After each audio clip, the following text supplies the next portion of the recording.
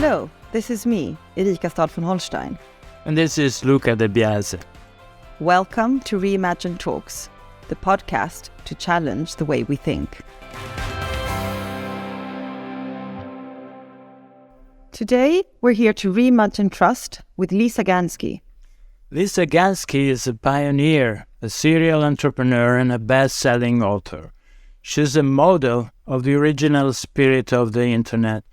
She was a co-founder of the first commercial website, GNN, acquired by AOL, and the first digital photography sharing and printing service, Photo, acquired by Eastman Kodak. Gansky is the author of the best-selling book, The Mesh, Why the Future of Business is Sharing. Her work on trust, the network effect, interdependence, and the sharing economy has been central in rethinking 21st century business models and community dynamics. Thank you very much, Lisa, for taking the time to be here with us today. Perhaps we should start with the fundamentals. What do we mean by trust? Well, first of all, thank you both for the invitation. I'm really delighted to join you in the conversation, and I look forward to how we unravel trust in the next coming minutes. Yes, so it's a great place to start. What is trust? For me, trust is a social contract. It's a kind of agreement or set of expectations that we have with each other. So it's really a way for us, and there's always a context. So maybe I trust Luca for driving, but I don't trust him for cooking. And some of that can be with competence and sincerity. So there's these two parts when we think about trust generally of people or institutions. As for cooking, I agree with you, and trust is always a difficult thing to give. Well, we are reading all the time about the crisis of trust. Edelman, Ipsos, Gallup, always talking about a crisis of trust. Why should we care? Why is it so important? Well, it's a great question, first of all. And as background, I think that the world is changing faster than we can learn. So what's happening is digital technologies have changed the way that we interact with each other. They've disrupted our face-to-face communications, our communities. And so we're now in this place of trying to reestablish rules for trust, if then else. How do we interact with each other? And we went from, in physical communities, we went from a place where we knew each other. We grew up in and generally were born and potentially died in the same community. So we had a reputation, families, all of it. With transportation and digital technologies, we've continued to get more and more distant from each other through our lives. And that's really changed the way that we connect. So in the 20th century, institutions started to create forms of trust. If you think about things like banks and reputation, credit scores, and things like this, we were relying on many institutions or brands to represent who or what we could trust. And many of those forms were centralized. They became more and more developed and centralized as a way of scaling, as a way of becoming global, because we were very obsessed with this idea that if something works locally, it should also work globally. And so we see that with education, military models, factories. Many things became in the industrial age or in the 20th century very focused on scale. And now what's happened is those institutions are being distrusted. They're no longer considered necessarily the stalwart of trust and value. And so, and there's many reasons for that and many examples, which the reports that you cite do a great job of highlighting. But I think what's fundamentally happening is the way in which we relate to each other has been really altered through technologies. And so we now, for example, this podcast, we're in distant cities having a very thoughtful, hopefully, conversation together, having not really met. And so for us, this is a fairly intimate discussion, about to hopefully not be that intimate. And we are at the same time using the technology to reach many people and to engage people in a discussion. For my taste as an entrepreneur and as a technologist, the idea of using technology to engage more people and to scale hopefully good ideas is fantastic. The issue, I think, is largely that society has moved quicker than the governing organizations. So technology moves quite quickly. Humans, surprisingly, have adopted technology relatively quickly.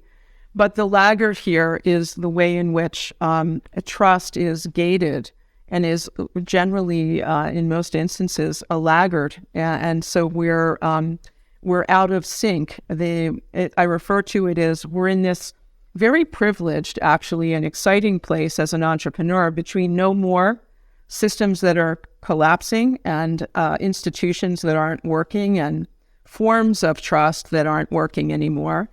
And at the interface of not yet. If you squint, you can see it. A lot of these systems, like blockchain, for example, has scaffolding around it.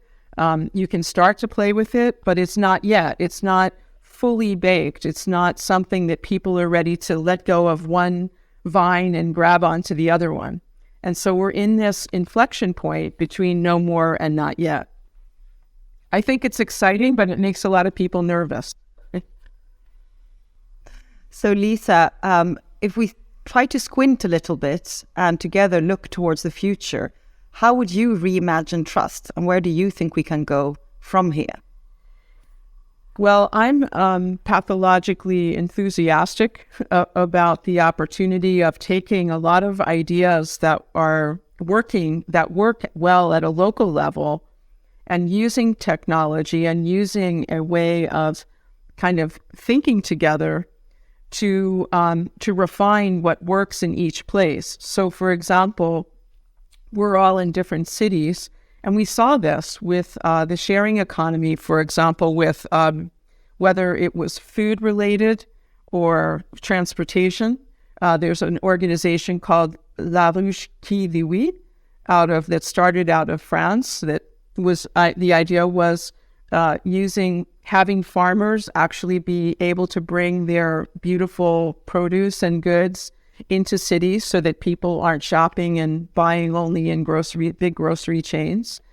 And the organization now, the company, has adapted to many different countries outside of Europe and within Europe. But in the process of doing that, they've had to change the way in which they go to market in each case. The same is true with bike sharing. We've seen that in different cities, bike sharing has to adapt.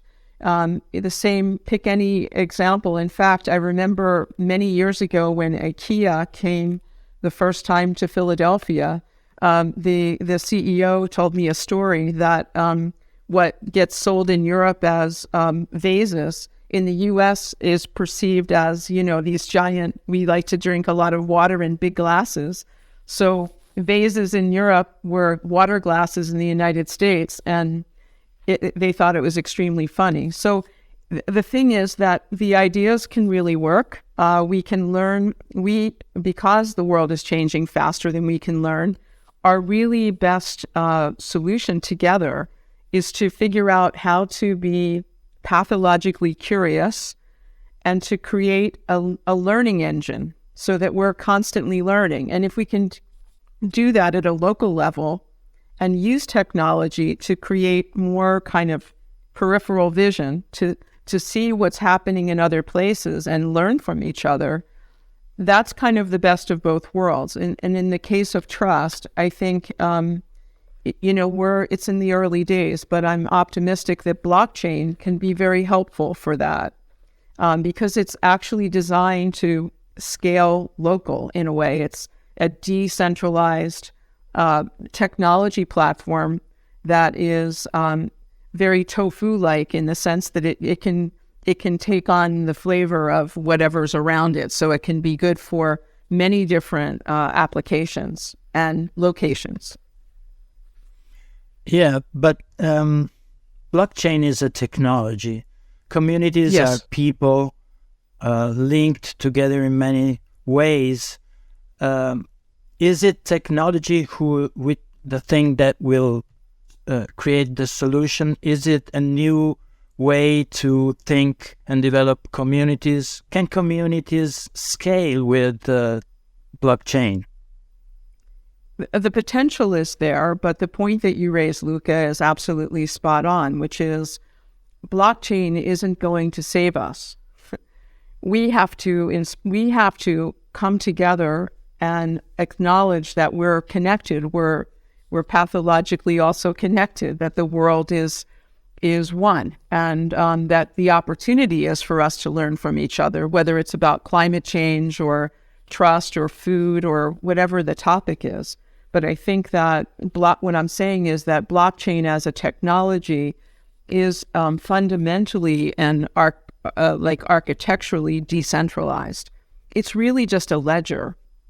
It's a, the accounting ledger it's thousands of years old, the idea. But basically what blockchain is allowing is a decentralized ledger that allows us to keep track of each interaction, but it's not guarded in a central location. So it's not something that one company or one institution or one country oversees. It's something like the original design of the internet, where it's much more, local scaled. And I think probably the best example we have at the moment of something that in the direction that I'm thinking is the internet. And I think a lot of the people who were involved in early blockchain, that was their enthusiasm for it, was seeing a kind of reinvention of a lot of models for governance that could be applied in many different ways, but using a technology like blockchain that would allow for everyone to participate, much like a cooperative. But the complication of a cooperative is governance, again, without technology, is very localized, which makes it very difficult to be anything other than local. So the answer to your question is no, the technology isn't going to save us, but we have to come together, and I think the technology can help us learn how to create trust in the 21st century in a way that will be more like what we actually need and how we're living and working today than the old institutions from the 20th century. So I think this is really inspiring. And in particular, now that we always hear this, doom and gloom scenarios that, technology is going to end the world and, democracy is at an end, that actually, yes, technology has changed the world that we live in, and it's changed it at a very quick pace, but also it's part of the solution. And the solution obviously has to be deeper than just reinstating the old forms of trust, but it's actually about inventing a new way to rebuild trust. And one of the things that, you have been writing a lot about, the sharing economy, and your vision for the future is really an economy that is based on trust. And the problems we're facing today, whether it's, climate change or a global pandemic, you see it more and more. The problems are also growing in scale from local level to global level. What do you think will be the biggest challenge in moving from, you mentioned before, these, networks of trust that were built on families and relations and actually knowing each other physically, to having similar networks but with millions, maybe billions of people across the planet, where you don't know each other and you can't see each other. What do you see as the biggest challenge in moving and transitioning into this new form of trust? Well, that's quite the question. I think that, thank you for that, I think. Thank you, I think. I think that one of the underpinnings of trust, especially in this situation, is empathy. And I think that for me, one of the observations I have about building empathy in strange situations where I'm uncomfortable, the gateway is curiosity. And so I think that the opening for us, we have two choices. The world is unknown. The world is changing faster. We really don't know what's going to happen next. And we have two choices. We could be afraid or we could be curious. And so, my provocation and invitation to people is to be curious, to try to understand, why is this happening? Why does this person have that opinion? What can I learn from them? What are they seeing that I'm not seeing? And that's true in a business context or about, like we have here, beekeeping and friends that we're learning from. In every little community, we have the need to understand what's happening. What are you doing differently? How is it working? And I think that that's true in almost every aspect of life these days. So I feel that it's quite a challenge for us to remake ourselves, but I also think it's very historically unusual to be in this inflection point between no more and not yet, because we're the people that can help to shape and accelerate the not yet and make it more real. The alternative is to cling on to the no more and cry as it dissolves, So I'm a fan of the former. But I think your question is very complex in a way, because there's different levels of, who engages. And one of the things actually that we've seen with a variety of institutions working towards 21st century governance and models is that it's really important to engage the people that we refer to as the shapers. People, for example, who are in compliance, who are trying to manage the fraud or the distrust, and include them, because they realize also that the world is changing, and we need them to participate, not just to say no. So I think that that's also a really important piece, is no matter where you are in the community or in the organization, participating is fundamental, because trust is fundamental. And we actually want your perspective. We want, why do you make that face? What do you think isn't going to work? So that we engage people. I think that's our really only chance. As you can imagine, at Reimagine, we are also generally positive towards the future, but our starting point is the need to reimagine our basic concepts and to think outside the box and to really dream of something different. You mentioned the importance of curiosity beforehand. How important do you think courage will be in the next year to actually dare to do this leap? I love that question. And I think that it's courageous to ask it. And I believe that,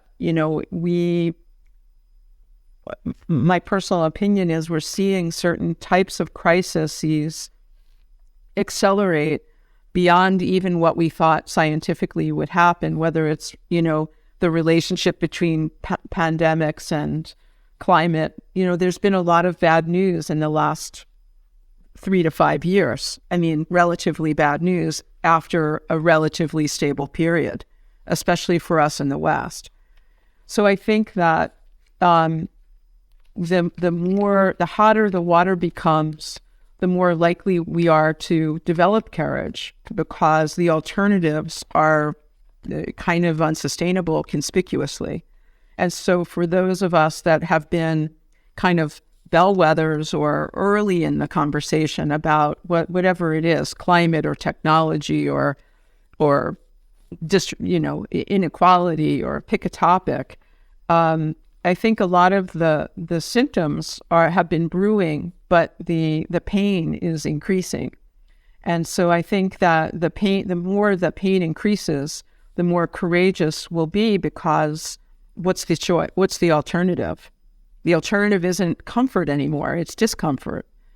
And And so being human beings, which are basically walking nervous systems, I think when our nervous system gets to a point where the pain point says, okay, basta, then we jump.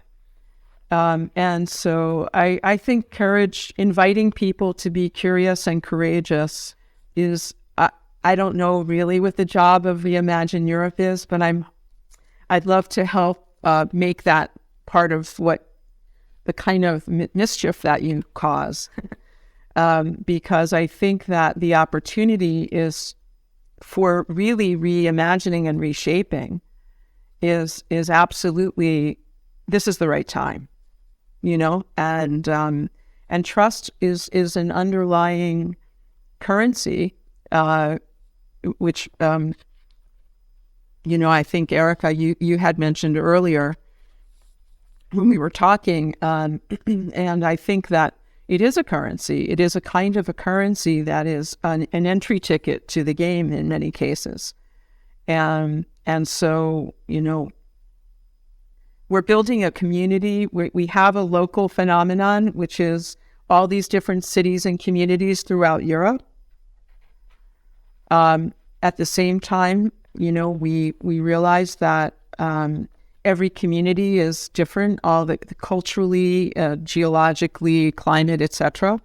But I think the opportunity is right here for us. And Re-Imagine Europe, it seems like as a meta community and a convener of really interesting conversations, just a wonderful, I'll use my instigator, and convener of something that could really provoke change. So more than anything, if we could provoke change or accelerate and learn from each other and use your platform that you're shaping to do that, I mean, how much more, what other value is there, Thank you very much for these words. Yes, I'm absolutely going to take you up on that, so be careful. Let's reimagine not only trust together, but let's also start reimagining the future. Because I agree, if we have courage and curiosity and are working together, we could do something amazing of this new digital global world that we are creating. Thank you very much, Lisa. Thank you again. Thanks for the invitation, and I'll really look forward to meeting some of the people in your community.